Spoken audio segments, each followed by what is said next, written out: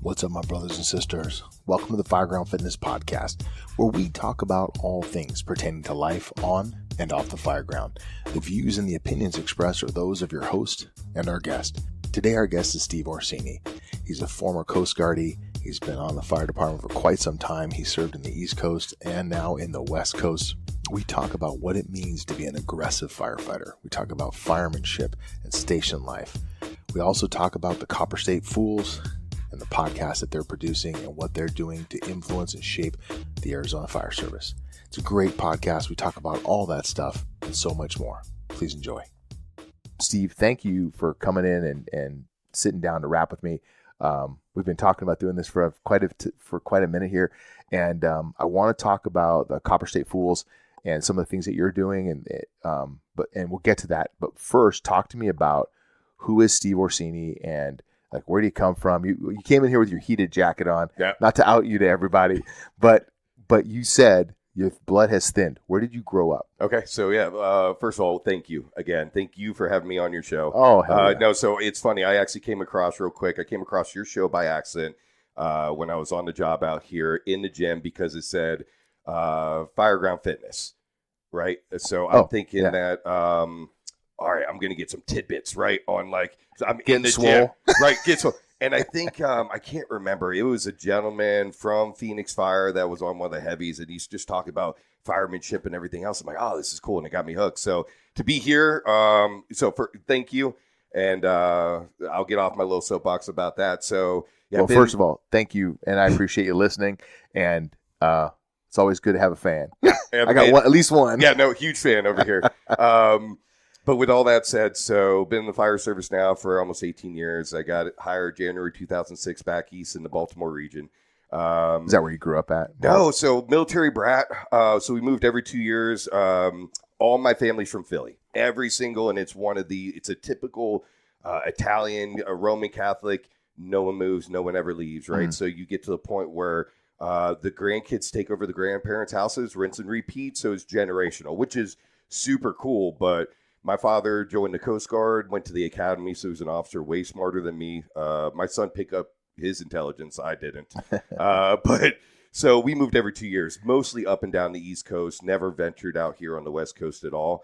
And so when I was 18, it was shit or get off the pot. What am I going to do? I was going to actually go to school for culinary. I want to be a chef. And my cousin at the time, who was actually a very successful chef out in the Napa Valley area, I believe, said to me, what we're starting to do to candidates coming to the firehouse now, or at least what I do. He told me all the negatives. He goes, Steve, you want to be an alcoholic? You want to work every weekend? You want to probably be divorced, right? Then this is a career for you. Little did I know the fire service is the same. But, but outside of that, so I'm like, no, I don't want to, right? I always want to serve my country. What was it about cooking that you were into? It's something that I got into in high school. It was the first job I had ever, was working in the kitchen. And then I just rode it through and ended up, went from a busboy to the dishwasher to the helping the prep cook and then to the line cook and then all the way up to the grill. So like the hierarchy of the restaurant business. And I had a good work ethic. So the managers liked me, and then the cooks really liked me because at one point I got my sister a job there and they thought she was hot. So they were nice to me, right? All up in the back. But you got any more sisters? Yeah, no. Yeah, right. And so I was always into food, and that seemed like a natural progression. So I'm like, no, I think I really want to serve my country. I want to join the military. And my mom surprisingly was, I wouldn't say she was against it, but she made it a point to ask multiple times, are you sure? Are you sure? Like, we have everything lined up. Like, you can go to school. Like, don't worry about it. I said, yes. Yeah, Mom, I'm sure. Do you feel like you have no other options? Yeah. I think she was just trying to make me feel like making sure that wasn't a monetary issue. Sure. I was like, no, this is what I want to do. So I joined the Coast Guard because that's what we've lived. That's what my dad was in. And I'm like, I know what I'm getting into. And he did me a solid. He let me meet a couple chiefs, which is E7 in the Coast Guard rank, talk to them about different jobs, and really make sure that I knew what I was getting into as an enlisted guy compared to him being an officer. Yeah. So joined, did 4 years, re-enlisted, finished with 6 total, got out because I was married at that time. We wanted kids. I lived that life. We moved every 2 years, and I said, I don't want to do that to my kids, right? Yeah. And well, so, let me unpack that for a second because I don't know much about being a coastie. Okay. So what's the pipeline like? What's the training like? And, so what did you end up doing as your So I know job? you're a Marine, and I know I talk about it all the time. Yeah. So the Marine Corps in the boot camp, we laugh all the time because like I love Marines. You know, someone has to be a bullet sponge. God bless you guys, right? That's why you got the lowest ASVAB score out of everything. Right. But anyway, all joking aside, so I went to take my ASVAB test, right? And the Coast Guard actually requires the highest score, which is crazy. Mm. And then on top of that, they were the only military branch that looks at your driving record as almost a criminal offense, which at that point had my license revoked twice for speeding because that was me. I'm an asshole teenager, right? So it was a struggle. I had to write basically multiple letters on how I've learned and grown and everything else. Fun. But so when it comes down to the Coast Guard, I tell guys too, like, hey, especially the kids that want to join the military and serve their country, I love it. But I always tell them, hey, what do you want to do in your life? And most of the time at 18 years old, they don't know, hence why they're joining the military. The Coast Guard has so many different facets. It is like the fire service. We operate with the smallest budget, right? Expected to do the most amount of work. And when I say that, depending on where you're located. That's the same thing the Marine Corps said. Is it really? Okay. All right. I was assuming you guys just had a ton of money, but depending on where you're stationed, on what your mission is. So if you're Northeast, which I mostly was, it is like the fire department. You're there for life safety. Fishermen that get in distress. Right, lost fishing vessels, things like that. We would get deployed, right, or on a call, couple hour heads up. Yeah. But hey, everyone, let's load up, fuel up, get food, get everything going. Load up. Hey, we're going to head here. We have a fishing vessel in distress, blah, blah, blah, blah. Whatever the mission might be. If you go, say, southeast, it is you're a cop, drugs and immigrants, right? And they get to do some badass stuff. There are the videos that guys will see where the Coast Guard helicopter is literally sweeping with the 50 cal, blowing out the motors and everything else. So those guys are cops, right? So depending on where you are in the country is what your job is. So you get exposed to so many different life jobs. So then by the end of 4 years, you'd be like, hey, I love it. I want to stay in for 20, right? Or I want to be a cop. It really sets you up for that public safety side because you're exposed to so many different jobs, I feel like. Yeah. What was your duties on the boat? So I was a cook. So obviously going for that. Okay. So right. So was Steven Seagal. Yes, I know, right? See. Wink, wink. But it's funny. So obviously getting in, you get out of boot camp, you're trying to figure out what you want to do. And obviously with that being my passion, they were begging for guys to cook. Nobody wanted to do it. Yeah. And they're like, and this is how they pitched it to me. And they got me hook, line, sinker. The only guy underway, right, that gets to shower once a day is the cook for sanitary reasons. And I'm like, I'm in because I'm telling you, the guys in the Navy understand this, right? Shipboard stuff. Well, you were a rider as a Marine, right? So that doesn't even count. I like to mess with Marines all the time. But you guys were just on the boat. But to actually work and you do the stuff between all the diesel equipment, the gray water, it's just nasty, right? These ships are old. They leak everything. And you see these guys and they're literally working in the bilges of these ships just to keep them running to support the mission. And they can't even shower, right? And me, on the other hand, I'm cooking 3 squares, right? I get to shower every night. But I challenge anybody, you have to cook for guys while the ship is rocking, rolling, and everything else. Just think of about a pot of water to boil, right? And then anybody that ever tried to put a pool in themselves in their backyard, an above ground pool, knows what I'm talking about. You're like, it looks pretty straight, right? Then once you fill it up, you have one side that's completely full. The other side is missing like 8 inches of water. Well, imagine trying to just cook something stupid like pasta, right, while you're underway.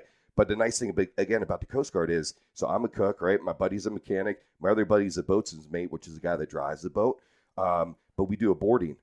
The boats are so small. Guess who's a boarding officer? Myself. My buddy that's a mechanic. So lots of hats. Yeah, so you get to do, again, like the fire service, you get to do all these multifaceted jobs. It's almost like in the fire service wise, hey, Billy, what's Billy really good at? Well, he loves welding or whatever, so he's our guy that builds stuff for us, right? The Coast Guard's the same way, except for we just had the official title. Right. And then we all supported that main mission of life-saving or immigration or drug interdiction on that point. So cool. How big of a vessel well, at what point, what size of a vessel gets a cook? Like, at what point are they on multi-day now missions? It's 87 foot and above. So they used to be, I was stationed on 110 foot cutters. That's 15 guys. 2 are commissioned officers. So they don't even count, right? So you have 13 enlisted guys, one chief who's an E7, and then supervisors from there, then the grunts. But there's only 15 guys total on a 110 foot cutter. They have now been decommissioned and replaced by the 87 footers. Okay. So that's kind of the bear. But again, Coast Guard's much smaller. So our largest ships are 400 foot, compared to the Navy, where that's one of their small ships. Right. So we always mess around. What's a ship that size doing? So they're called polar rollers. So they're red hulls. They literally hang around the frozen areas of the Arctics and break ice for the cargo ships, so they can, again, another job of the Coast Guard people don't know about, to keep the waterways open. Yeah. Cool. Yeah. So I mean, again, it's just anyone that ever wants to look at the military, I always tell them, hey, look at the Coast Guard, because it's also the only military service that their key mission is life safety, or I should say life saving. You know, compared to other missions where literally, like Marine, what do you guys say? Like, all my buddies, Marines, right? Especially the fire service guys, because they're hard chargers, they're aggressive, they're like-minded individuals like myself. But like, I remember one guy in the academy, I'm like, what's the most fucked up thing you guys said during boot camp? Because you come up with some shit or whatever. He's like, I don't know why we did this all the time, Steve. I'm like, what'd you say? Right? I'm like, all excited. He's like we do something crazy and then we go kill babies. And I'm like, what? He's like, I don't know. He's like, but we all did it, and we love doing it. Like, oh, it's okay, right?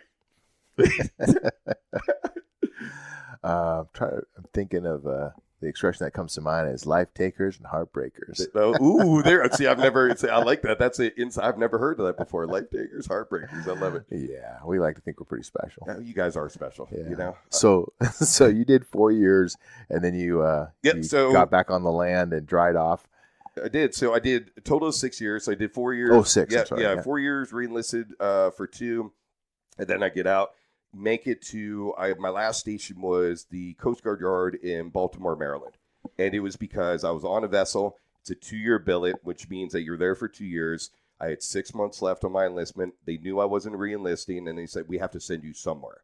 So they literally sent me to the Coast Guard Yard, which is in Baltimore, Maryland. It's about 90% civilian, 10% military. So it's a completely different, it's a base, but it's a base for civilians supported by military.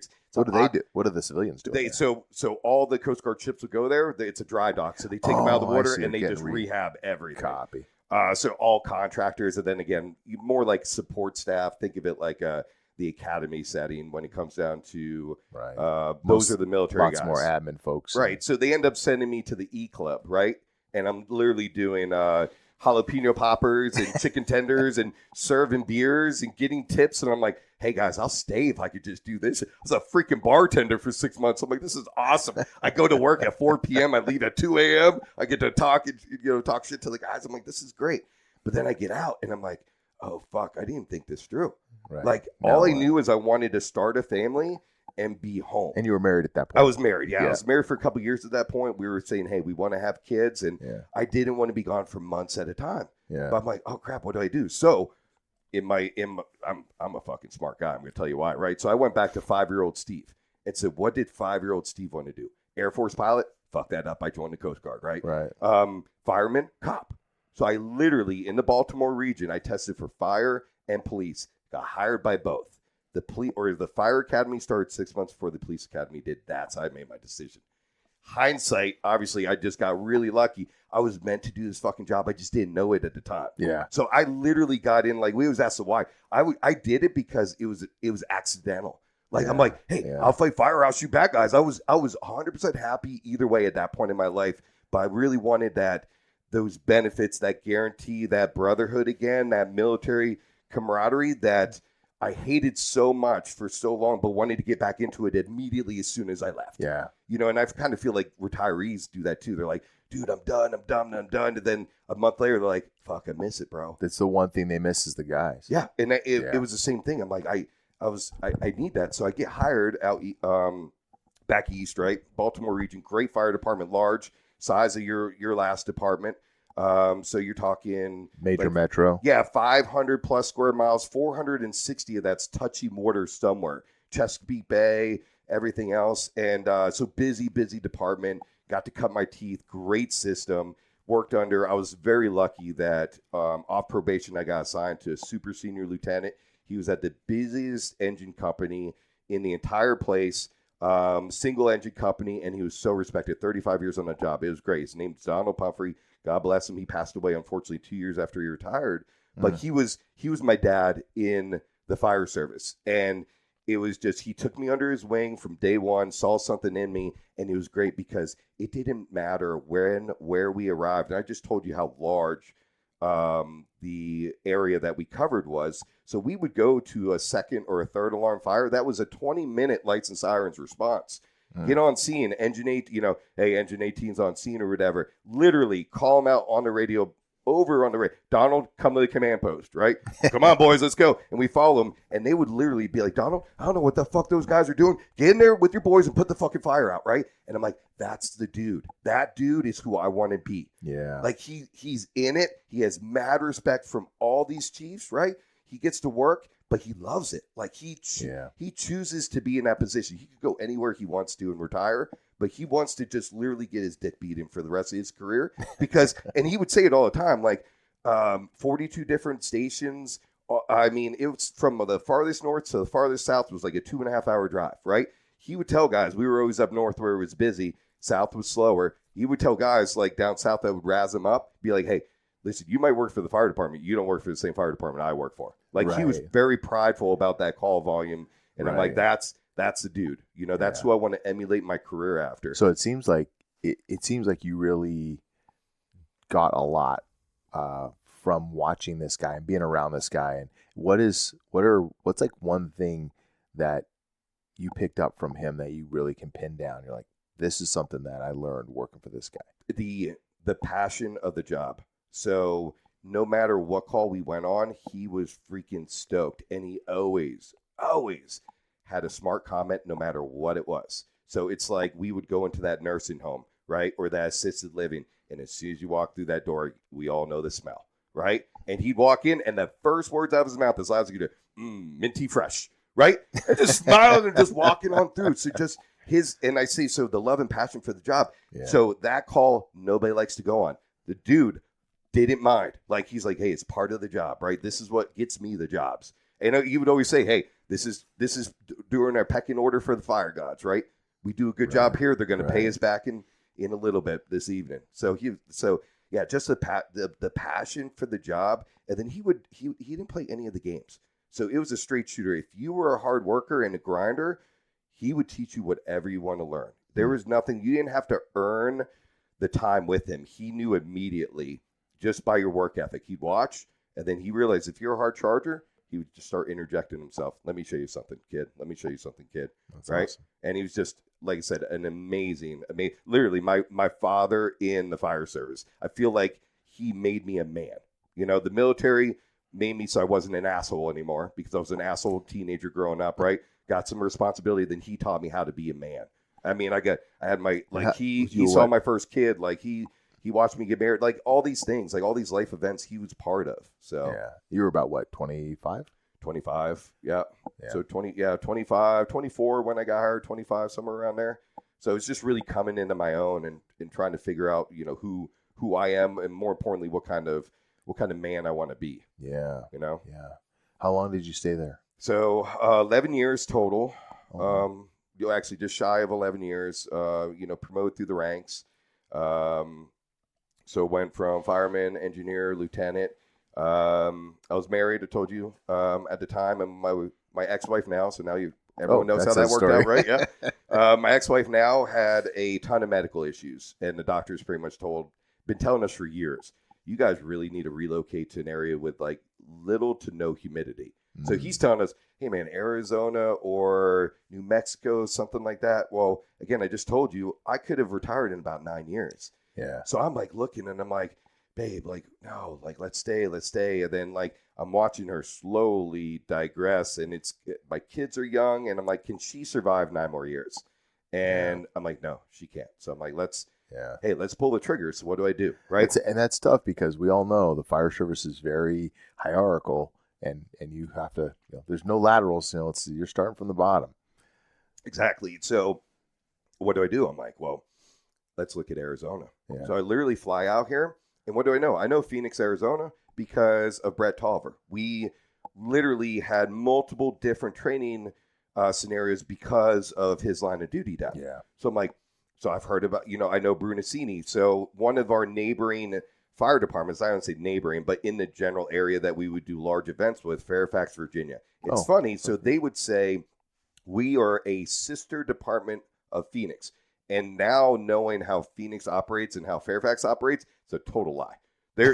They are nowhere close. Maybe what Fairfax believes Phoenix does, or vice versa, and then they believe they're similar. Or I shouldn't even say Phoenix believes anything. It's Fairfax believes they're similar to Phoenix, and they're not. It's a completely different system. It's just crazy. But because of that, we had a lot of those influences in that DC, Metro, Baltimore area because that was their big response. But so I'm like, hey, I know Phoenix, right? So what I do, I go on the internet, I find, and I had a gentleman on my podcast about it, the Phoenix Fire Vets, right? Great organization, right? So I hook up with that, and I'll drop his name because I've been wanting to do it forever. So at that point, Rich Laura works for Phoenix, right? Mm-hmm. He was my first point of contact. So I get a hold of him. He's like, hey, brother, absolutely. When are you coming out here? So I fly out here just to see if I like the state, right? So he invites me to Station 18 where he was working at the time and just takes me under his wing, right? And it's great. One of the first questions he asked me after he kind of gets a background, vets me, I guess probably feeling me out, see what kind of guy I am. He goes, who else are you applying with, right? And I'm like, nobody, right? So he goes, all right, listen. And he goes like, we're the best. And I'm like, and so I go to him, I'm like, bro, duh, I'm the best. That's why I'm here, right? So we laugh about that. And then he goes, listen, personal opinion, the only other fire department that I would work for, right, is the one that I currently work for now. And I'm like, oh, okay, interesting. So I go back and I have a great time. I ride with Station 18 pretty much the whole day. Head back to my hotel, fly out the next day. And I'm like, okay, I'm in, right? Arizona's cool. These Phoenix dudes are fucking badass. So I'm like, what time of year did you come out here? So that was probably, it was wintertime. So probably February. Oh, see? Yeah, it's beautiful in February. And that was another thing too. I'm coming from 20s to 50s and 60s. So I'm like, okay, I could do this. And then I know the area that 18's around, but then I checked out like downtown Phoenix and stuff like that. Yeah. And I'm like, this area is actually pretty nice. The city's has a lot nicer areas than the cities that I was used to working in, where most of those cities are more like it just had more pockets of nice areas, right? That were single family homes and things like that. So I'm like, oh, this is a nice region. So let's do this then. So at that point they were opening in November, right? And sure as shit, I go back and do this research in the department I currently work for. I'm like, oh crap. I'm like, I'd actually rather work for them because the call volume's the same, the call type's the same, but the department's smaller. And the one complaint I had about the department I came from was our size. And we did 24/72s. So if you didn't work overtime, there's 25% of the fire department you'll never meet. And it's crazy. You would be at the gas station and you see a guy with a lid on, right? And you're like, oh shit, is he a new guy? Does he even work for us? You go talk to him. He's got 8 years on the job. You have 8 years or 9 years on the job, and you guys have never met. And you're like, what the hell? Yeah. So that was like, I'm like, ooh, I'd rather do that. But and then I'm looking at the size of the department that I work for now. I'm like, crap, they're a lot smaller. So I'm like, I bet they hire every like 5 years. So I'm like, oh, well, like it's all cool. Well, sure shit. They opened up in May. Phoenix was open in November, and it was awesome. So I kept going back to Rich, and he goes, listen, dude. He goes, I can't help you, right? He goes, please keep coming. Like, you can ride with us. You can we'll do the fire vets. And I did. I went to the academy. I did their workouts, everything else. I listened to all their information. And he's like, we can't help you with that department. He goes, but I'm telling you, if it doesn't work out, come back, right? You're already aligning yourself. You're like, see you in November. Yeah, he goes, I'm telling you, man, we'll hire you. He's like, you'd be a great fit. I'm like, cool, thanks, brother. I appreciate you. And some guys say I got lucky. I didn't get fucking lucky. I worked my ass off, and I got hired my first shot because that was luck is built by preparation. So I do like that. So I come out here, and through preparation, right, I get hired 7 flights, $1,000 every time I came out here between from East Coast to West Coast, between the flight, the rental car, the hotel room. I mean, I collaborated all. And I use that shit during my interview. They're like, hey, what have you done to prepare? Or why would you be a good fit? And I straight up, I'm like, hey, I'm at about $6,000 right sacrifice now. Right. So I'm like, I've sold all my toys. I've sold, I had a side business going. I sold a trailer. I said, I am committed. And so I use that because, and the guys are like, yeah, you are committed. Go through our combine process and go back. And I'm like, man, I don't know if it's going to work out. It's just these guys out here. My biggest culture shock outside of the weather was how physically fit the firemen on the job were. So I am going through this combine, and there's this captain that says, hey, and it's a mind game. It's a boot camp style mentality. But he goes, we're going to do a light warm-up, right? A light 20-minute warm-up. He destroyed us for 20 minutes. And I'm looking at him like, he's a 20-plus year captain that just annihilated me, right? I'm a 10, 11-year guy job, right? I'm way younger. I'm bigger than that guy, like stronger. I could because we all eyeball each other, and I can't keep up with him, not even close. Yeah. And then I'm looking around at all these guys that are helping in this combine process going, holy shit, right? These guys are, because the running joke was, especially back east, the best shape of your life is the day you graduate the academy, and then we breed fat, lazy firemen, right? And then especially as you promote through the ranks, engineer, we'd always mess with them. They were called pump operators. We call them, I lovingly call them plump operators, right? They would have the highest uniform allowance because they rub a hole in their shirt as they're, going down the road or whatever. But all jokes aside, it's the physical fitness for the guys on the job out here is just different. Would you say that's driven by culture? It's just a different kind of organizational culture out there back east? Absolutely. It's I believe it's a lot more hard-nosed, old school back east. And here it's a lot more, that's what it feels like to me. We should be more prideful in our appearance, our physical fitness. Like, this is something that we carry through, and we have these physical standards that we have to meet, which don't exist back east after you get hired.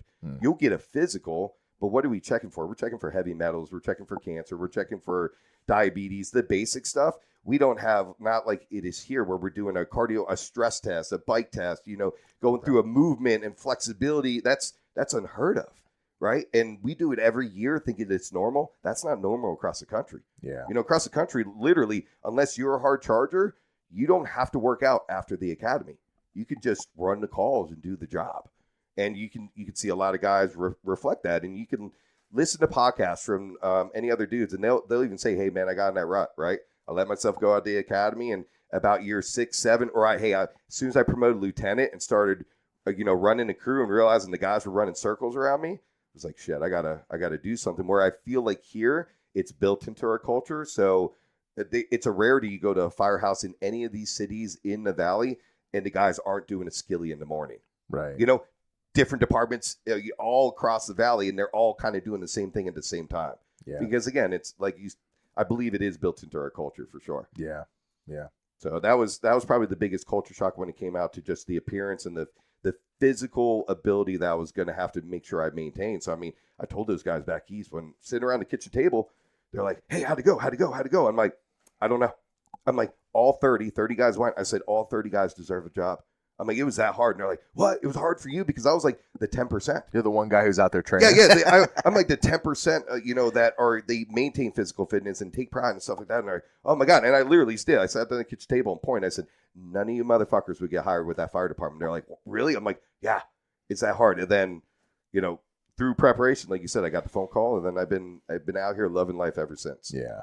There is definitely things from back east 100% that I wish we did out here. I was going to ask you, so what are some cultural or behavioral or organizational or tactical things that are different that you everything miss? Everything. So we'll just forget EMS. We'll just talk fire. The fire side is so different, right? Yeah. And it's funny because we have the same structures that back east to here. Granted, they're built differently, right? But we have single-family dwellings. We got mid-rise. The ideas are the same, but, man, the tactics are completely different. The first thing is we talk backwards on the radio here. So It took me forever to figure out how to even talk because that everyone else NIMS, right? damn, these people, it's national, right? For some reason, we decide here that we're special. We don't want to follow what everyone else does. So first, just to learn how to talk on the radio, I'm like, oh my God, right? And then back east, we had predetermined running assignments. So there is, and it's still to this day, as a captain in the organization now, I hate with a passion, my personal opinion, on how we talk on the radio, because it is non-fucking stop, right? And in my infancy on probation, I remember asking my captain I was assigned to, and I go, hey, boss, how do I call a mayday? This is a couple shifts into my very first round on probation. And he's a good captain. He starts going through the steps of calling a mayday. I'm like, no, cap, I'm sorry. I understand how to call the mayday. I said, but how do I actually get on the radio? You know, and then he'd like stop for a second, was like, oh, yeah, that's hard, bro. Like, and then he starts really explaining what we do, why we're talking, and everything else, because at that point in the academy, they don't teach anybody how we actually operate and talk on the radio, because they're assuming we're all from here, right? And we've been cadets, or we rode along, or we've heard the radio a couple times, and literally you're taking a guy like me that's been a fireman for a good clip, a suppression officer, coming out here, and I'm like, what is going on? Like, so different. It is so different. So here's a great example. So first in engine, right? The first in engine gives a brief initial report, same a size up like what we call it here, but it is literally like on scene, single family dwelling, working fire, aggressive interior attack. That tells me everything I need to know. If I say aggressive interior attack, we're offensive, right? Everything's on the table at that point. But what we did as we're arriving is we grabbed that plug, right? We had 5-inch. We grab that plug with storage fittings and we go. We don't make any connections, right? Those pumpers are Class A pumpers. They carry 750 gallons on the tank, right? Plenty of water at that point. The second in engine, this is what's crazy. And I've told a lot of guys in the Valley, and they're like, dude, that makes sense. I don't know why we don't do that. And I'm like, yes, exactly. The second in company, they make all the attachments for that first in company, right? So they establish their water supply while they're stretching, they're making an aggressive attack, right? And the system's set up the same here. People are on top of each other, right? Sure. Especially in the busy areas.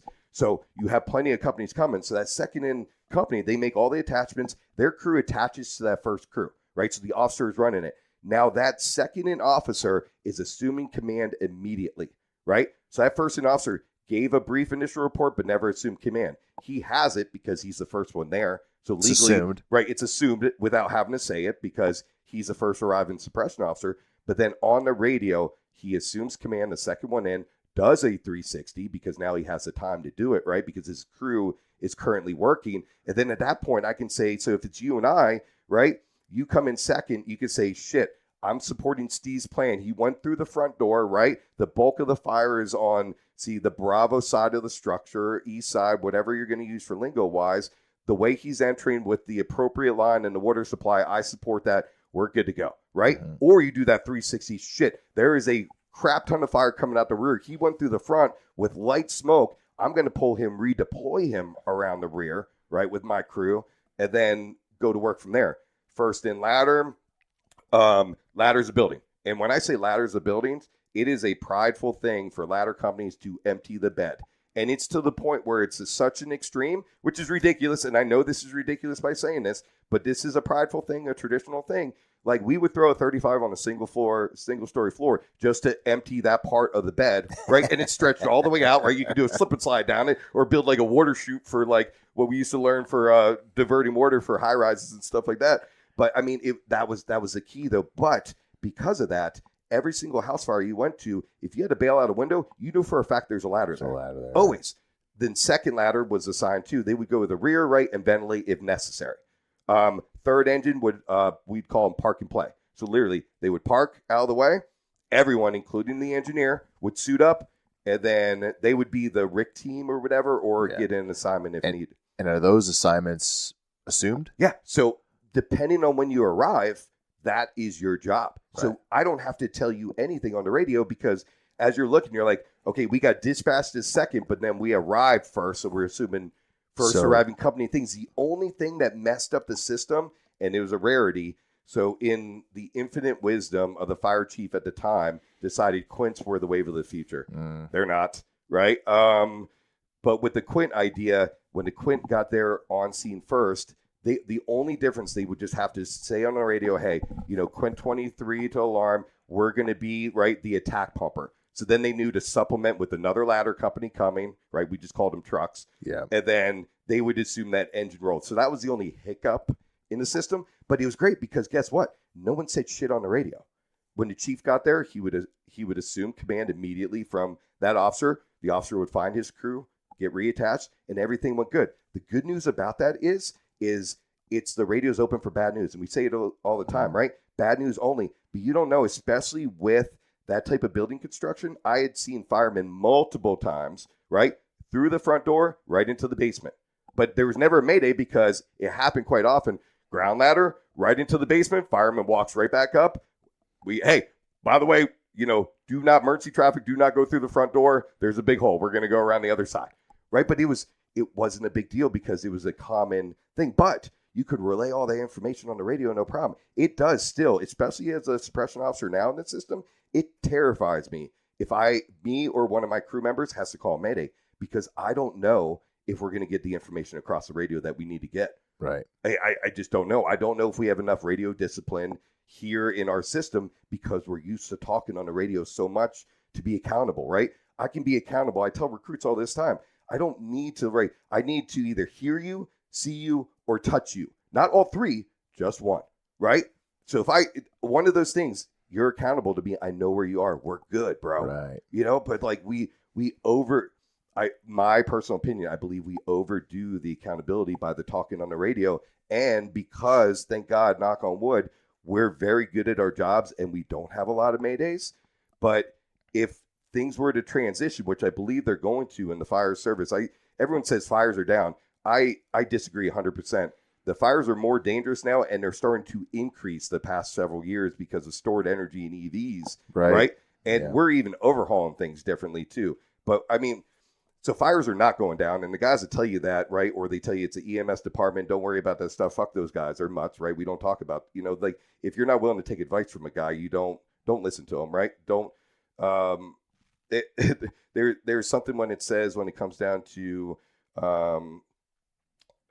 Like look at their career, look at their reputation, right? And then look at the information they're trying to tell you. We have access to so much information now compared to growing up. So if you told me something 20 years ago, it's gospel, right? I have no way to fact check you. And you could be the worst fireman in the world, tell me the worst information, but no shade on you. It's just you learned from a really shitty fireman before you, right? But now these kids now, they can vet anything I tell them, right? And I tell them too. I'm like, hey, when you learn new information, listen, absorb it, and then go research it on your own and vet it, right? And then you know where it's coming from. And then guess what? You vet it from that guy. That guy's got a wealth of knowledge, right? Hey, I'm going to listen to him more. You should listen to everybody, but hey, that knowledge means a little bit more to me. And I just keep building my slideshow, my repertoire, right, to make myself a better fireman. So you bring up a really good point. And what I think is a valuable thing is evidence-based practice. Yes. Right? We have to be doing things that are meaningful and make sense. And so for the longest time, we've talked about communication, this issue you bring up about radio traffic and radio discipline. Some agencies in the Valley here have gotten worse because now they've added some things like PARs where they're calling for PARs or they're every single report they give, we're doing such and such and we've got a PAR 5. And I'm like, bro, stop. Like nobody's keeping track of that. Nobody, and we shouldn't be. From my perspective, it's an added layer of complexity for no good reason. If you say you have a PAR, then I trust you've got all your ducks in a row, right? You've got all your folks. So giving me a number doesn't, I'm not tracking that. Yeah. And it's added time. It's just fractions of time, but all those fractions add up. And I bring that up to say we have to be really careful and thoughtful and considerate for how we do business. And we really need to look at best practice from around the country and say, okay, what are we doing and why are we doing it? And can we can we be better? Right. We don't live in silos anymore. The days of not having that information are long gone. And you talk about, a brand new recruit who's super savvy with their phone. They're sitting there watching videos going, how come they're doing it this way? That seems way better. Yeah. And you get some old cadre going, well, back in my day, this is how we did it. And therefore, that's how we're going to do it. Yeah. Because it's how we've always done it. Yeah. And I hate that saying. I say it all the time. It is one of the sayings in the fire service I hate the most. Excuse me. It's because we've always done it like that, and I personally have gotten. People have told me that pretty much since I've been hired here when I've asked questions, and it's crazy because now I've asked questions when I first got hired here. Hey, a tactic, for example, let's talk targeted search, right? Targeted search is vent, enter, isolate. Like, okay, it's a different fucking name. Like, let's just call it what it is. But I asked, like, why don't we enter through the window? And the response I got back immediately was, bro, that's too dangerous. I said, okay. I said, how many line of duty deaths in a couple of days, tell me how many line of duty deaths came from a vent, enter, isolate search, right? I already know the answer. It's 0, right? It's a tactic that's designed to be used in a certain scenario, right? But to be the guy that says we cannot do it, right? You're just limiting your firemen at that point. And it's just, but now guess what? We're teaching it in the freaking academy. Targeted search. Your old department, my department, are working on geos right now to do it. But literally 8 years ago was told that will never happen. Yeah. Well, and that's just people repeating the I don't even know what to call it, right? Repeating the nonsense that they've been given. And they're just, for example, penciling, right? And I remember when we started talking about fire dynamics for the first time in PFD, when we rolled that training out, the biggest pushback we got, they go, dude, when you vertically ventilate, that makes all the difference. Right. And I've seen it with my own eyes. Yeah. And I was like, well, your anecdotal evidence, as many fires as you may have had, your anecdotal evidence is just that. It's anecdotal. Right. We actually have data. So you can have your anecdotal evidence. And yes, you're not wrong. It does improve conditions briefly. Right.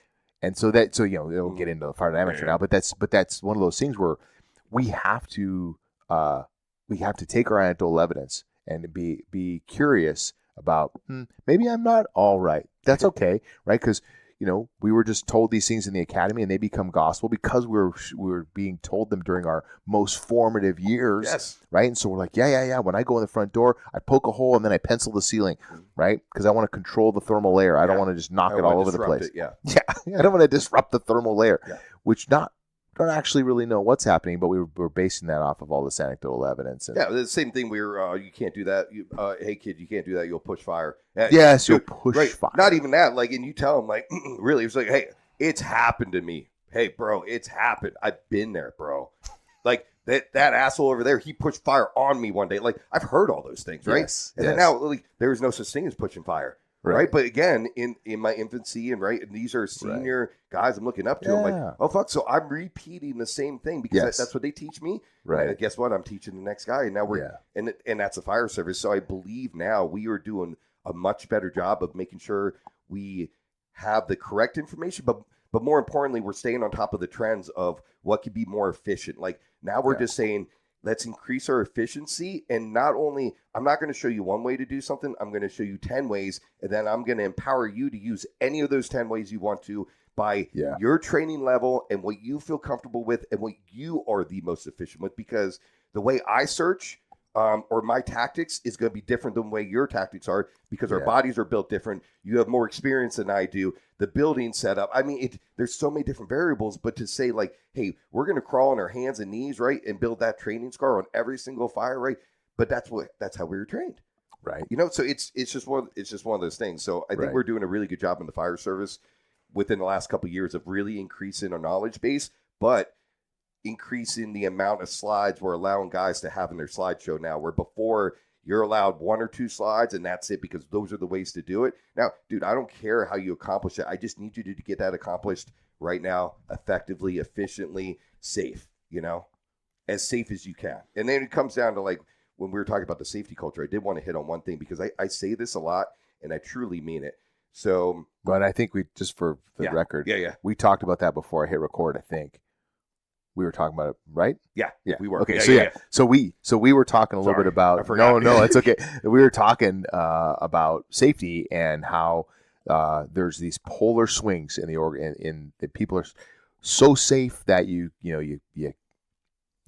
got 4 points of contact coming off the truck, like little things like that are over the top safety that doesn't allow you to be functional. or creates a culture where we're not going to risk anything on behalf of the community, which causes a lot of heartache when we're talking what is our primary function, if not to serve the community. Yeah. And I use this expression all the time, and someone made fun of me the other day. I go, our job is to rip people from the clutches of death. Right. And so how do you do that if you are so consumed with your own safety? How do you do that? Yeah, you can't. The answer is you can. If you, as soon as, and I've said this before, as soon as we put us in front of the public, the fire service is dying. I understand it.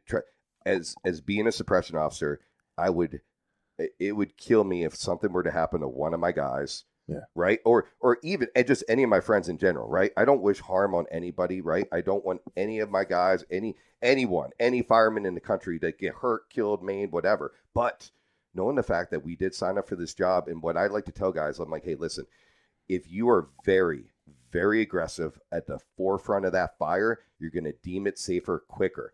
The time to not be aggressive is when you're interior for 10, 12, 15 minutes. Things are not going right. That's not the time to step up the aggressive. Hey, let's start ventilating rapidly. Let's start doing horizontal and vertical, or let's throw a fan through the front. Whatever the case might be, like the aggressiveness needs to be on the forefront, because then we can knock the shit out of that fire, whatever the emergency is, and deem it safe quicker, right? And that deems the entire scene safety. So it's I personally, again, personal opinion, I believe if we're very aggressive on the forefront in those first couple minutes, right, we're typically more successful. When we get in trouble and when we get hurt and maimed, it's when we're trying to be aggressive for that extended period of time or too late in the game, when we really, at that point, we need to start pivoting. Hey, do we need to redeploy from a different area, or do we need to pull everybody out? And we're done. We got a primary. We're losing it. Let's protect exposures, whatever the case might be. Yeah.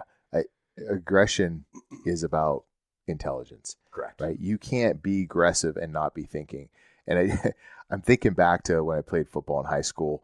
I did not this is going to make me sound horrible. I did not know what the fuck I was doing.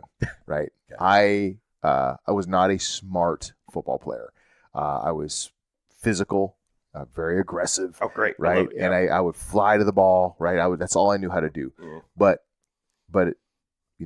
football players who are good are intelligent. Yes. They can read the field, and they knew what was happening. They could watch a play evolve. They could see the setup and go, oh, they're setting up in a, blah, blah, blah formation. Mm-hmm. That means they're going to run, whatever. They're going trips right or whatever. Yeah. There you go. You just gave me flashbacks. Yeah, I know. I did too. That's it. That's Pee Wee football coming back to me right now. Yeah, I love it.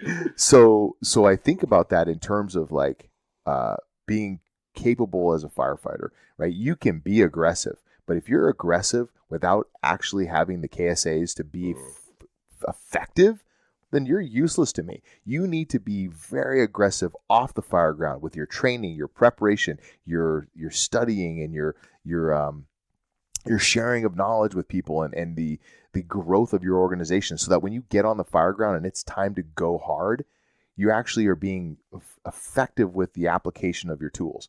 Correct. It's not enough to just fucking go barreling through a doorway. And it reminded me of a story I heard way back in the day. Chief Bruno came in and was teaching this class, or taught a portion of a class I was in.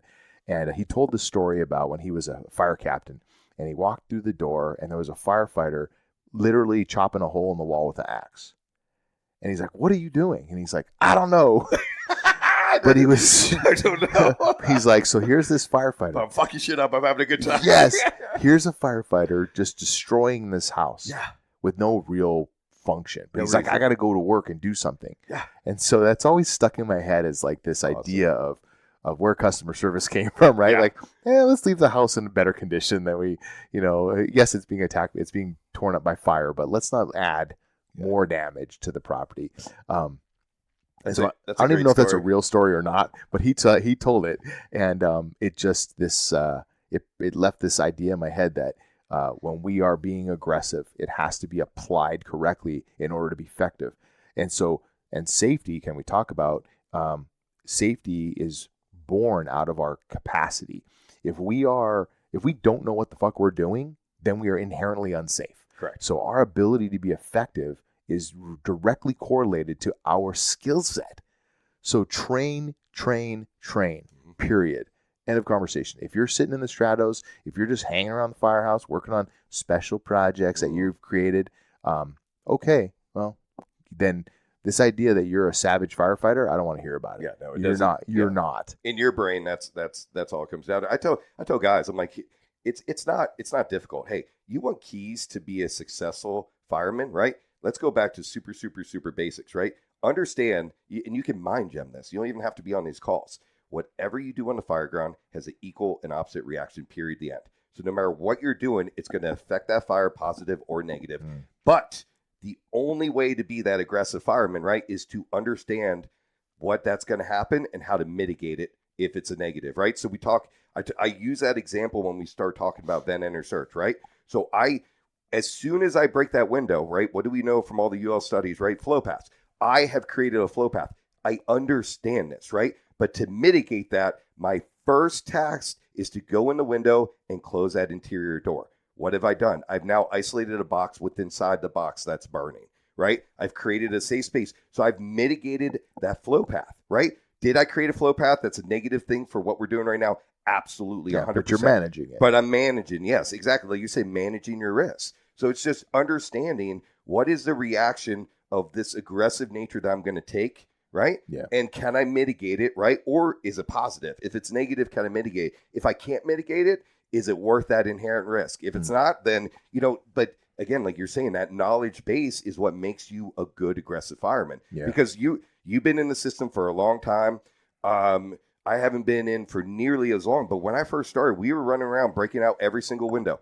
Yeah. And that wasn't that long ago. That was 18 years ago.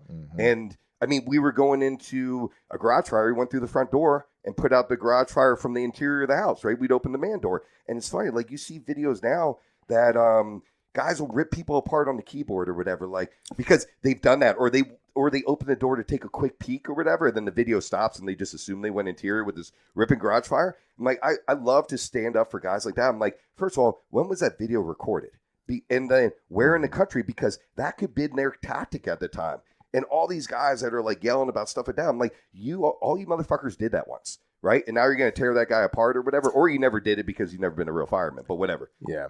Well, there's a yeah. It really always makes me wonder what is going on in somebody's head when they sit behind the screen of their computer and shred somebody who's doing something. I don't know what your level of experience is, the keyboard warrior, right? Yeah. I don't know what your capacity is. I make a lot of assumptions about those folks, right? That I'm like, I jump right to, you've probably never really been in a fire. Yeah. And there's been a couple people who've made some really salty comments, and I'll go check out their profile, and I'm like, come on, bro. Yeah, vet them a little bit. You're like, come okay. on. And it just really, in this business, hey, we're all in this together. And if you are a firefighter, we have to be working to help other firefighters, to lift them up, to be better, right? And just calling them out and criticizing without any context is absolute garbage. And I've seen a couple of retractions from different people who have filleted people, and they go back and go, yeah, sorry about that. We didn't have all the information. Yeah, maybe you should have thought about that, right? So this is a brotherhood, and I don't care whether you're East Coast, West Coast. Like we are the fire service. Our objective is to take care of the communities in which we live. Yeah. And in order to be better, we have to be lifting and developing each other, right? If they're doing something, like if there's an East Coast tactic that would really be functional for us, let's talk about it. Don't just talk shit about it. Yeah. Find out why they do it and what it is about that. So, for example, I watched FDNY. They have they use their straight sticks oftentimes. They'll push over parapets, and I was like, what the hell? Like, it's got to be bad for their ladder, right? And I found out that they buy fly sections and they replace those fly sections. Like, that's part of their tactics, because those parapets will fall over onto the street level where the guys are working. And so they're falling hundreds of feet. Right. So they preempt that by pushing it onto the roof of the building. Well, I may be saying that a little bit wrong, but that's how I understood it. And I got that. I called the guy I know who works at FDNY, and we had this conversation. He explained it to me, and I go, oh, yeah. Yeah, makes sense. Cool. But instead of just talking smack, I was like, let me find out what's going on here and why they do that. Because maybe there's something I could learn. Yeah. Maybe they're doing something I've never seen done before, and it looks crazy to me. Like the first time I saw someone dive through a window do a VEIS, I'm like, what the hell are they doing? Right? The smoke's boiling out of there. I'm like, that's not good. And and yet I have to go step back and go, well, I don't know what it is. Let me learn more about it before I cast judgment. Yeah. Anyway, so speaking of that, what is your non-negotiable as a company officer? Where do you draw the line and say this is my non-negotiable? All right, so it's being that aggressive fire is. It depends. So let's start with the front of the truck. So I'll tell all my engineers, listen, here's the deal. Get us to the call safely, right? But I want you to be an aggressive driver. This is me, right, with my engineer for my non-negotiable. I'm like, listen, I understand that we're supposed to be in the left-hand lane every single time going down code 3, right? There is a road in the first due that I work at most of the time, right? That if you choose to be in the left lane during Christmas time, you're never going to go anywhere. So I tell them, like, listen, here's the deal. At this station, on this time of the year, we drive in the middle lane and we split the fucking Red Sea because it fucking works. I understand that's outside of policy, right? But that's what it is. So my non-negotiable for you is, you're going to laugh at this one. I want you to get us there, right? Safely, but aggressively. Like, I appreciate an aggressive pump operator. And when I say that, that doesn't mean a fast driver, right? That means an intelligent driver. They can get a fire apparatus in places that most people can't, right? So that's what I like. My backstep guys, I tell them all the same thing. Listen, when we roll up, I should not have to tell you what to do. I expect you to be aggressive, right? And if I say short leash, stay on top of me. If not, let's do a good job. I need a primary. I need to put the fire out, right? And everyone understands that. So what I mean by that is when we roll up, my backstep guys know exactly what they should be doing, right? And they're going to work, and I need to do 10 different other things. I should not have to babysit them. If they have questions at that point, I tell them, like, is there anything you feel uncomfortable with, right? Yeah, no, boss. Cool. Let's fucking roll. Actually, this is my second rotation out of the academy. Oh, shit. I didn't know that. All right. Never mind. Short leash. Yes. Short leash. Let's, what do you feel like you're lacking right now? Yeah. We're going to do that right now. Also for my engineer too, if I'm on the wagon or the engine that day, it is unacceptable for me after you establish water, charge our hand line, not throw a ladder to a second floor and tell me where it is. That's what I want, because that's a second means of egress on a 2-story house for me and my guys. Period. The end. Right? It's good for everybody, but so that's my non-negotiable. And like I said, the backstep guys, it all comes down to the fire ground. When it comes into the house itself, I don't care what the guys do. They want to work out. We will cook together. We'll do dinner, right? If the guys want to do lunch, great. But we'll do dinner together. We're going to stop everything we're doing, right? But it's not a tradition thing. It's not a cleaning the bathroom thing. It's more of, hey, as soon as we get a call, I want you to do X, Y, Z. And I talk to every single guy that I haven't worked with in a while, because usually where I work has either a heavy or a ladder attached to it. So I always make it a point to talk about if we get an extrication today. So when we talk about extrication non-negotiable is I will not touch a vehicle until we do some sort of stabilization. That is just my pet peeve that drives me crazy. And I see it when I'm driving the chief around and things like that. It is, I don't care if the car's on its side, you feel super comfortable and we're going to take an axe and just chop out the windshield and they're just going to exit the vehicle. No one's hurt. They're not really trapped, right? No, you're going to stabilize that vehicle in some sort before we even approach or do any work on it, right? So those are my non-negotiables when it comes down to the fire ground. Like I said, at the house, I want to have a good time. I want to joke with the guys, right? That's, we all chose to be firemen because we want adult sleepovers. That's what I want. So I want an adult sleepover, and I want to kick ass. I want to fight fire. I want to run good medicals, but really I just want to hang out with the guys and do a good job. And then at the end, if we end up on Instagram, right? Fuck yeah, that was cool. So let's talk about adult sleepovers.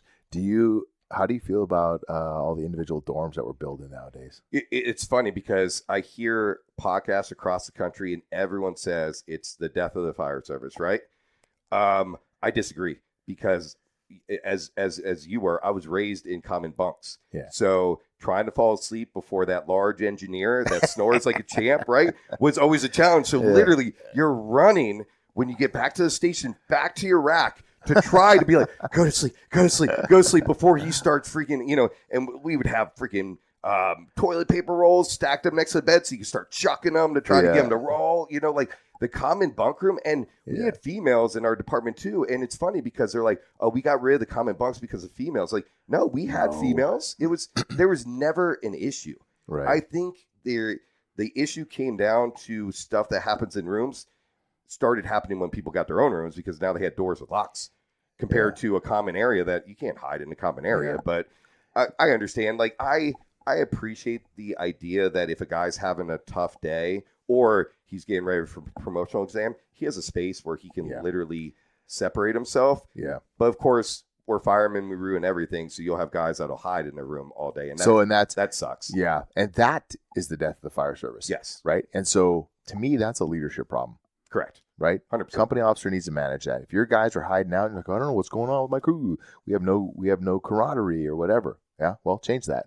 Yeah. Right. Change that culture. I went into a station. I was on a temporary assignment at Station 32 for a bunch of years in South Phoenix there.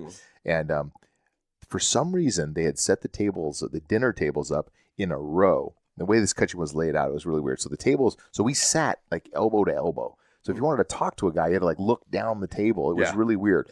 And we had this political issue going on, and like we needed to talk about it. And we're trying to have this conversation. So the next tour, I took all the tables. I pushed all the stratos were set in front of it. Okay. And so this giant TV. I hid the TV remote. I pushed the stratos out of the way. I took the kitchen tables and pushed them into a square.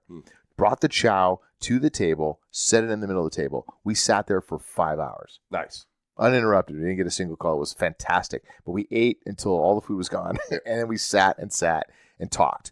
And it started off with, a specific issue, and then it just melded into normal table talk. And it was fantastic. I wish, and I know this will never happen. And I understand why it doesn't. Again, this is just my fucked up world that I live in, my clown house that I wish would happen. And I've said this before, I wish we took all of our furniture and put it back in the bay. I understand that we can't because of diesel exhaust does cause cancer, 100%. It is fucking bad for you. I get it, but that is I love sitting in the bay. There's a couple stations that still has like some rolling chairs. If those stations that have any sort of furniture in the bay, that's where you will always find me. I love hanging out in the bay, for multiple different reasons. But like, I wish we could just get back to the bay. And again, I understand that could never happen, and it's a good thing because it's for our health and safety. Right. But it's like shit, but that's just me. So station culture, man, that's something that we just have to be deliberate about. Yeah. You just have to say, hey, come on out here. We're going to had a bunch of stations where they had like little fire pits, and you obviously can't use that very much around the year here, but but in the wintertime you go out there after dinner, have a fire, and somebody has to be we'll do Stokies most the of the activities director, yes, right, and lead that, yes. to lead that process, and it's just the thing we're going to do, and it does not have to be the suppression officer either. It needs to be somebody who just wants to take charge of that. I used to joke around, man. It was Station 39. We'd have the activities director and the fitness director and the training officer, the training director. That's awesome. And we would just, each one of us had our kind of thing that we were into, and somebody led that thing. Hey, we're going to do this in the gym today. All right. And we'd all go in there and do our thing. And then one of the other guys was like, hey, today we're going to train on, search and rescue, or whatever it was. And there was always somebody who had a plan for something. And those were great. And that was a busy company too. So we were like, on top of being busy, we'd always have something to do. And that, anyways, I feel like it's super important that you foster that. And as a company officer or whoever the informal leader is, needs to take charge of that. And if people are sitting around going, oh man, the death of the fire service, well, what are you going to do about it? Right. Yeah. Individual dorms are here to stay for a lot of reasons that are really good for us. Yes. So we have to get past although one of my favorite memories, we had an open dorm with just curtains. And I was had a little TV in there. I'm watching TV with the volume real low, and I'm eating Hershey's Kisses. Okay. And my partner goes, hey, I can hear you in there sneak eating. Like, no, I'm not. No, I don't know what you're talking about. Mind your business. I smell the fucking chocolate. So so there's two things that I really wanted to talk about because I know we've been talking a lot of differences between the cultures and definitely the coast. So I have one really funny story. So we all remember our first good job, right? So this was my first good job here in the Valley. I'm on my first round of probation. I have a acting captain, which was foreign to me. Because back east, we didn't have actors. If the union was very strong and they said, hey, if we need actors, we need more promoted positions. So they would over promote, right, to have those roving officers. And it worked. The system worked. So But so I have a acting captain, a normal engineer, my normal senior fireman in the back with me, and we roll up. So this is south part of the city I work at, single-story apartment complex, ripping fire, right? And it's, again, that area, trucks are just on top of each other. So you have an engine 2, ladder 2, their first scene. You know, we're literally all pulling in at the same time. I'm on engine 0. Engine 1 is right next to me. We're rolling up. Everything's good. I see 2 stretching a line. There's fire blowing. The ladder fucking throws a ground ladder. They're starting to saws. I'm like, yeah. I'm like, you know, I'm listening to the radio traffic. And we had a couple jobs already. And this is a good one, right? We have extension going. And I'm listening to the radio.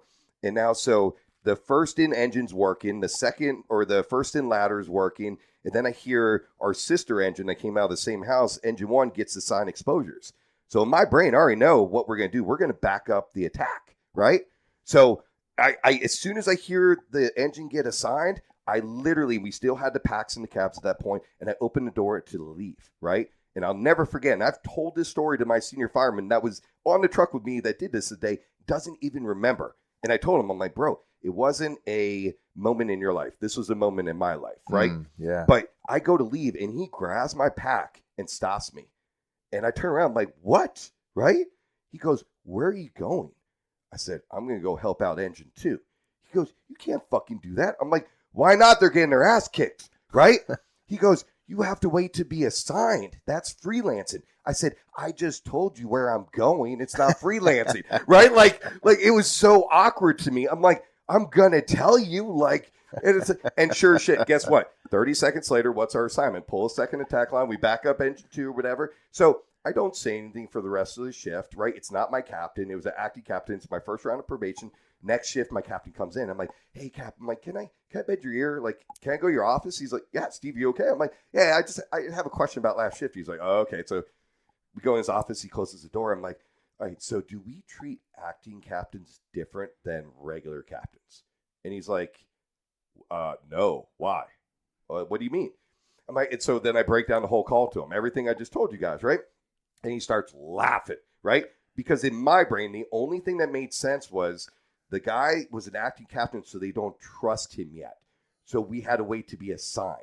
Oh. Because, again, no one told me how our system works, right? So I'm like, I'm just listening to the radio. I'm like, oh, I know what's next. I know what we got to do, right? So I'm going to go do that task, right? And it's just like, and I'm like, he's like, no. And then, of course, now he's laughing because I told him, I'm like, okay, let's sit down. And he's a battalion with us now. And he was nice. He sat down and started, like, breaking down the incident management system that we use and everything else. I'm like, oh, shit, right? So that it's funny, but I've told that story to that backstep fireman that stopped me from leaving, right? He's like, Steve, I don't even remember that. I'm like, because it wasn't a moment. Like, you're probably like, who's this Some fucking booter? Dumb probie, yeah, right? And I'm like, and I'm going, what the fuck is going on with this system, right? Like, I'm just trying to go to work right now. And so that, and then everyone always asks me, like, between two things, like, was it hard to go from the front seat to the back seat? The answer is no. That's the easiest transition you'll ever make, right?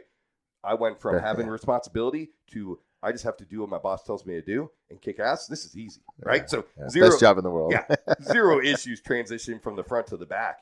But everyone always wants to know, hey, besides our tactics, weather-wise, is there any, like, how is it fighting fire in the wintertime, in the snow, right? Especially the guys, I mean, you were born and raised in Canada, right? I was born and raised on the East Coast, basically Philly, but all up and down. So we know snow. Yeah. I've worked in snow for a lot of years and ice and nor'easters running through and everything else. And it's funny because when I came out here, I was fucking terrified for the summer because all I kept learning, I went through a winter academy. My second rotation was on a ladder in the dead of summer. And that summer was 120s, 122s, 120. It was like record breaking. And they were laughing every day at the house. They were like, hey, what's the hottest you've ever been in? I'm like, I don't know. What's today? They're like 117. I said, today. It was a running joke. Every shift, it was like, I don't know. What's today? Like one night. Like, hey, Steve, it's 119. I'm like, hottest day ever for me. You know, like so it all summer long. So we end up getting a really good job in the middle of summer. And I like I said, all the guys just said, don't go down. Don't go down. They'll make fun of you. Don't go down. Don't go down. I'm like, oh my God, I hope I don't go down. I'm like, I can't. Don't be a pussy. Don't be a pussy, Steve. Like, these are the internal conversations I always have with myself. Yeah. No, don't be a pussy. Don't be a bitch. I'm like, do it. But so we get it. And I remember coming out, right? And I must have had a look on my face because guys are like, dude, are you good? You good? I'm like, yeah, I'm fucking confused. And they're like, what are you confused about? So that day was like a 122, 123. I remember taking my mask off, but there was wind and I felt the breeze and it felt worse. And that's what I told them. I'm like, I feel the breeze, but it feels worse. And they start laughing. They're like, welcome to the oven, bro. And I'm like, now it makes sense. Like now I know what food feels like. Cool. You know, like I made a joke once. We ended up fighting a fire in a 18-wheeler that was full of garlic bread.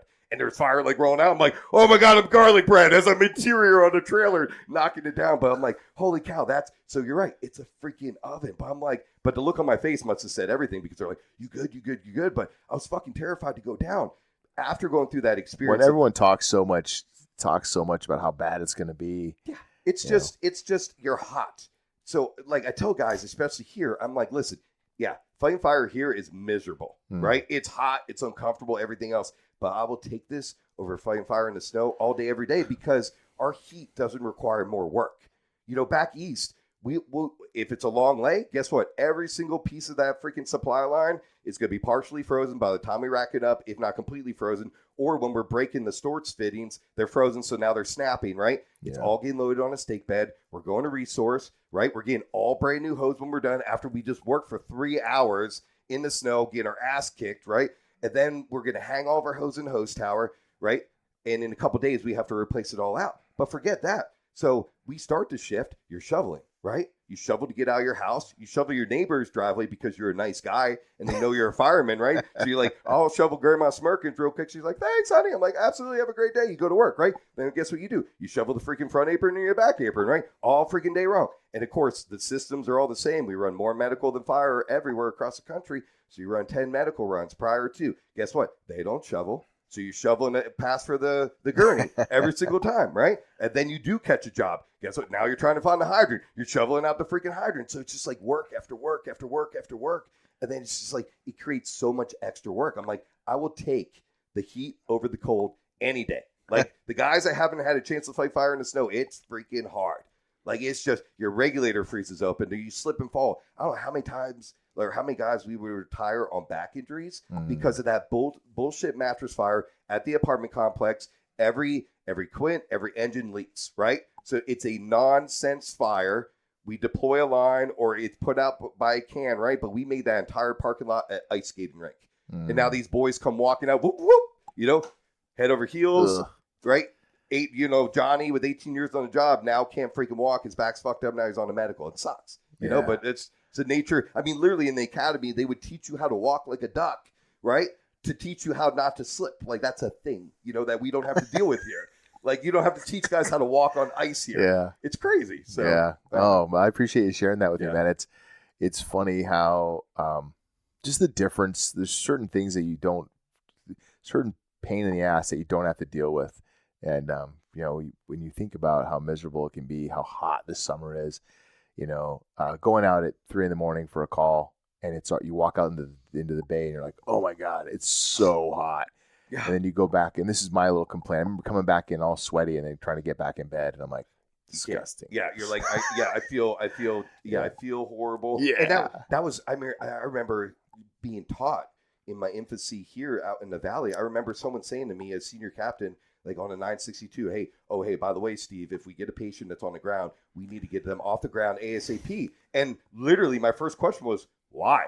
Right? Because in my brain, he goes, they are fucking cooking. Right. Yeah. And I'm like, oh, he goes, they're on the frying pan. Yeah. He goes, their biggest injury is them laying down on the ground. Right? And but it never was even a thought in my brain. Yeah. Why would it be? Yeah. And I'm like, oh crap, so many different nuances from coast to coast. It's just between environment and building construction and everything else. I mean, I could talk forever on the differences, but I really do. I love as much as I say there's a lot of things I would take from the East Coast and bring it here. Honestly, it's the way we talk on the radio and predetermined run assignments is the only thing I would change. Our staffing is better here. We ran 3-man, sometimes 2. Depending on the station. They've now changed that, thank God. But it was just that's normal. 3-man is normal. We politicked for forever, right? Nope. We tried everything under super the sun. Expensive, so hard to do. So I mean, like running with 4 guys, and now another quick story too is I remember again not knowing our system or how anything works. I remember my first rotation. I had My captain just graduated medic school, so he's being proctored by his engineer who was a medic, right? And I remember they were on a call or whatever. I'm like, wait, you're a paramedic? He's like, yeah. I'm like, dude, good for you. And he looks at me. I'm like, dude, you're on the wagon today. Good for fucking you, right? And he's like, what are you talking about? I'm like, they let you drive the engine today as a paramedic, right? Because in my brain, with like our system, if you make medic, you're stuck on the fucking AMBO. You don't get off the AMBO until you promote. Right. So it's just, that was the thing. So I'm like, I'm applauding the guy. I'm like, dude, you're going to have a good day. Right. And he's all like, what is wrong with you? And then I'm like, wait, there's two of you? He's like, yeah. I'm like, what do you need two paramedics for? Like, it was just the culture shock was just like, it's funny. They're like, what? And they're looking at me like, what is wrong with you? I'm like, all of our engines and ladders are BLS. The medics are on the Never AMBOs. seen anything like this before. I'm like congratulating the guy. I'm like, dude, what a good day you're having, right? And he's all like, what an asshole you are, dude. You're like, patronizing, you little prick. It's his spot as an engineer, and I'm going, good job, good for you, buddy. That's so funny. Well, hey, let me ask you. I'm gonna start pulling this to a close here. Tell me about Copper State F.O.O.L.S. You're bringing something from the East Coast back over to the West. Tell me about that. Yeah, so it's funny. So it got branded out of, we were at one of our stations. So Kevin Weiss is the president. I'm the vice president. And then there's a handful of guys from my department that make up the E-board. But we literally, the core group of our members, we sat down one day over stogies, some fellowship in the evening after dinner, and Kevin Weiss said, what do you guys think about starting a F.O.O.L.S chapter? And Kevin's from, the guys that don't know him, from Ohio, right? And immediately that little round table of us said, we're in 100%, right? He goes, yeah, I knew you guys were. So let's use, I already made some phone calls. Let's talk about this. So we literally sat there and brainstormed, all right, how do we start this? What are the bylaws? What's the rules? How do we get a following? Is it even worth it? More importantly, how much backlash from our departments are we going to get, or from the neighboring departments? Because everyone listening to these, everyone's a fireman, right? We eat our own. Unfortunately, that's something I hope that we eventually change, but that's our culture. That's one of our negative cultures. We do eat our own. So, but expecting that, because I've been around the block for a little bit. And in the beginning, it kind of was. It was like, oh, what's this, the cool kids club? Right, or whatever. It's like, no, it's not. And then just had to kind of get the word out. If you have to ask, then you do. Yeah, we're just trying to get the word out. So now, so this is our mission for the Copper State F.O.O.L.S is we collectively as a group decided that we were frustrated with the lack of training opportunities out on the West Coast, especially in our state. Because if you want to take, for example, a good can class, you got to go Jersey or New York, or list an East Coast department or something like that, right? Where they're proficient at using the can. They got a guy that teaches it, right? So that's a couple $1,000s. So the whole point of bringing the Copper State F.O.O.L.S out here is to build a organization, and we're working on our nonprofit right now to be able to get inside the academies, was to have a training mecca, because the F.O.O.L.S is an international group, international being United States and Canada. Mm-hmm. So it is a fire service inside a fire service, a brotherhood inside a brotherhood. So now, as a F.O.O.L.S member in a F.O.O.L.S chapter, we have access to instructors that are F.O.O.L.S members across the nation. So now I can get that can class out to the West Coast. So our 5-year plan is to have the Copper State F.O.O.L.S would just be this West Coast mecca training monster. We are not trying to make $1. Our podcast that just promotes the Copper State F.O.O.L.S bleeds money. I pay for it out of pocket. So between the equipment, I all pay for, right? The upload fees, everything else, it is a labor of love, because all we're trying to do right now is just spread the word, right? And it's working now. So the department that you work for, we have our highest membership base from your guys. They're freaking awesome, right? And so we went from this cool kid club to all of a sudden I'm getting phone calls and guys are approaching me, hey man, tell me about the F.O.O.L.S. Like, because we started putting out these training minutes, right? Every Friday, F.O.O.L.S Fridays, training minutes. Now we start the podcast, just start like-minded individuals. Let's talk about EVs. Let's talk about Hazmat. Let's talk about search. We're just talking fireman shit, right? Yeah. And then encouraging, it's cool to be a fireman again. The other portion besides the training that we really want to accomplish was we were very frustrated with brand new guys that have 0 to 5 years coming out into the field, being hard chargers. They love the job. They've always wanted to do it. They're learning about their traditions. And they're smashed by these senior members going, the stupid things like we said before. Fires are down. Fuck you, right? This is an EMS department. No, don't listen to that guy. Freaking, we've always done it like this. You know, all those naysayers, the mutts, right? The loudest ones of the group. Because across the nation, we all know this, the entire United States Fire Department majority is 5 years and under, 50% across the nation right now. So everyone's facing the same thing, and everyone looks at it as a negative. We are losing experience. We have really young guys coming up. I don't look at it like this. I look at it as a very big positive. We have young, influential, motivated members coming into all of our organizations rapidly right now. Let's harness that energy, push them in the right direction, and holy shit, they don't have fucking egos yet.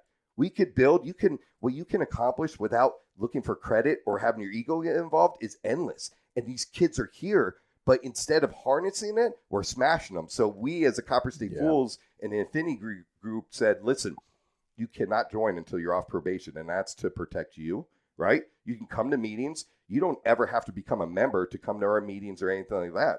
And you can find all of our stuff on our social media at Copper State F.O.O.L.S. But we're not looking for the membership. We're looking to spread the word, do the training, right? And we meet quarterly, and it's great because we honor the fallen from the last. We do a training nugget, so we'll bring in an outside instructor to do a training nugget. Our last one was with Captain Noah Katz. He came out and taught forcible entry and search. So like-minded individuals, he volunteered his time for free to come teach our members, right? Every quarter, we do a different training and evolution, and we meet at one local pub or something like that. And then after that, we do fellowship and talk about calls. It's great. So we could do a round robin. It's quarterly. Hey, good calls. Start rambling them off. What happened? What went good? What went bad? It's crazy what you hear. There's this guy from a much smaller department or whatever. We're going around, not expecting any good stories from him. 2 weeks prior to that, got a grab. Told us all about the grab, right? And I'm like, I would have never heard about that call. And where he found him, which was a laundry room behind it, it was a crazy situation. And it's like the little bits of information I was able to take from his call, I would have never got that information if it wasn't for the Copper State F.O.O.L.S for like-minded individuals. So we really just want to spread the word of it's cool to be a fireman again, right? It is okay to be a nerd and a buff, right? It is okay to buy your own tools and be as efficient as possible. I encourage guys to buy their own axes, their Halligans, whatever makes their life easier for their position and their training level, you know? And I refer back to like Snap-on tools. It's like Snap-on tools would not exist if all the mechanics just used the shop tools, right? Those mechanics buy tools that make their life more efficient and effective for a monetary reason, right? We're doing it for life safety, a time reason. Or if the selfish guys to look like studs, I don't care. If you only want to look like a stud, but dude, you're a great fireman and you do all the right things, get it, right? Because guess what? I'm going to say, dude, you're a fucking stud, you know, fist bump, right? Like, if that's what you want, I'll give it to you, right? All I want you to do is to be proactive, efficient, and kick ass, right? Just be a professional on that fire ground. So that's what we're trying to push, and it's amazing. We've been in conception for the last year, right? We're the first active chapter currently going on in Arizona. There's a smaller chapter that just started, and we've been trying to communicate with them because they've been struggling. Maybe either incorporate them with us or whatever the case might be. But again, it's just open to anybody that wants to come out. Like I said, find us on social media. You never have to join. Just share your information, learn something. And again, obviously, if you like that kind of atmosphere, join. It's great. You become an affinity member. You get a membership card. You get some benefits that the International offers, right, as a member. And then we always do a little a bonus. When you first join, we give you some swag. Nice. So the initial joining fees are a little bit higher, but you get a T-shirt and challenge coin, right? So it's like, so you get a tangible, and I always joke around like I'll do anything for a T-shirt or a hat. Like they're like the two things. So a lot of firemen, you know, are like that. So it's like, hey, here's not only welcome to the brotherhood, right? But here's a little gift, and then they get a little bit of swag. They're part of the group, and it's just the word spreading now, and it's great because we've been approached recently by some organizations going, are you guys willing to assume liability for certain training classes that we no longer are willing to assume the liability or allowed to assume the liability for? Absolutely. That's why we're trying to get our 501c to be able to knock all that off. But yes, absolutely, because that's what our end goal is your department wants to host a training, but they say, hey, there's an inherent risk or a dangerous aspect to it. Who can we hire as a company to come out to assume that liability, teach that class? Now you offer a company, or not a company, but we offer a group like the Copper State F.O.O.L.S. We're coming out there and we're literally charging for the class, right? We're not trying to make money. We're covering our cost of our instructors, right? If we have to bring an instructor from outside, pay their travel, and that's it, right? We're not here to make money. We're here to make good firemen, and that's it, and to spread the word, and more importantly, to get these classes out here. I have probably 15 years left till I retire. My goal is when I walk away from the fire service to look back and say, man, I was part of the F.O.O.L.S. And dude, look at them now, right? They got classes in Cali, Oregon, Arizona's the hub or whatever. But I mean, look at these guys coming in to these, to meet with the Copper State F.O.O.L.S. for these classes. Like that's the end goal of what it is. But it was just, it was born out of frustration of we've always done it like this. Don't worry about it. They're too low frequency calls to be proficient. You don't need to mask up with your gloves on. You don't need to do this, all those things, right? Just trying to get guys back to the tradition of the fire service, and then what makes us good, aggressive, public safety members, right? With excellent customer service at the end. The only way to do that is to teach these young guys where we came from, but more importantly, where we're going in the future here with all this information. But we have to harness them. And I think this is the time to do it in the American Fire Service total. And I always talk about my podcast too. Like, no matter where you are in the country, I guarantee there's a F.O.O.L.S. organization near you. Find them, right? If you're ever bored or you want information, find a F.O.O.L.S. organization. I love Jersey's got like 10 or 12 of them or something like that, right? And they all have different names because all around the Garden State Parkway. But it's just funny. Like, there's so many different groups out there. So you can find that and find like-minded individuals and support your passion and your love for the job. But more importantly, learn something, and then you can bring it back to your own department. Like, we say it all the time. You have to get out of your department if you want to be a great fireman. You can be a good fireman and stay within your section, but I say more than get out of your department. I say get out of your state, right? You really need to look at how other people operate and not say that, hey, they're wrong or we're wrong, but just take those nuggets that we can maybe use. Hey, I saw this. I know we can't do this, right? But that part we could probably incorporate. And they're like, oh, shit, why didn't we think about it? I don't know. I didn't think about it either, Yeah. That's where we learn. We steal everything from each other. We just give the guy credit, right, and roll through. Yeah. So. Yeah, you don't know what you don't know sometimes, and you have to have the humility to think that there's other people out there who know stuff and can help you be more effective. I think when you do that, it's really freeing when you let other people shape and give you guidance with their skills, their knowledge, skills, and abilities. Yeah. It's amazing. In these meetings, too, it's funny because we know the need is there now after establishing the F.O.O.L.S. for our own selfish reason because we had the need. Every single time we either drop a podcast or a training nugget or have a meeting, I have somebody come up to me and be like, man, thank you guys. Like, I didn't know that before. Or, hey, or the thanks for freaking doing what you guys are doing right now. Like, I've been waiting for somebody or a group to start pushing back a little bit and say, no, it's fucking cool to be a fireman. Like, remember that? Yeah. Remember what we all thought? Like, there's a reason why 5-year-old kids want to be firemen because it's badass, right? The only other job I can think of is a fighter pilot. That's cooler, right? That's it. And that's questionable. How cool is it really? Yeah, I don't know. I've never done it. I always wanted to, but that's Have you seen their faces when they're pulling 9Gs? Yeah, they cool. look so happy. Yeah. All smiles. All right, brother. Well, hey, where can people find your podcast, find the Copper State F.O.O.L.S? Perfect. So we're all combined together. So Instagram, Facebook, Copper State F.O.O.L.S. On Instagram, it's Copper State Firemen Podcast. But every time I load a video, I attach it to the F.O.O.L.S. So follow both of us if you can. If not, definitely please at least follow the F.O.O.L.S. We drop every other Friday is a training nugget called F.O.O.L.S. Fridays. And then the coinciding Friday is a drop of the podcast. So every Friday, you're going to get something from the Copper State F.O.O.L.S. for free online. And then again, if you're in the state of Arizona, seek us out. If you just have questions or whatever the case might be, DM us on Instagram or Facebook. We will get back to you. Guys ask us questions all the time, and it's great because they'll be the silliest little things. We'll be talking about forcible entry on a nugget or on a podcast, and it'll be, hey, why do you guys like to do it without being clicked in, right? Or with forcing a door without your mask on?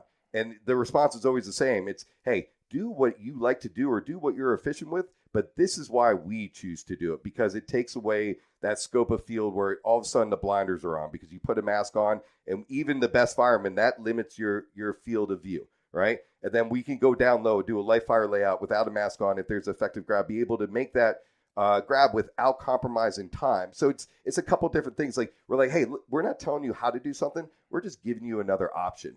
And then guys ask us questions all the time about what we talk about. Hey, why do you guys do that? And the answer is always the same thing. It's, hey, this is just what we found is effective for us. And then I always usually do a follow-up question. What are you guys doing? Right?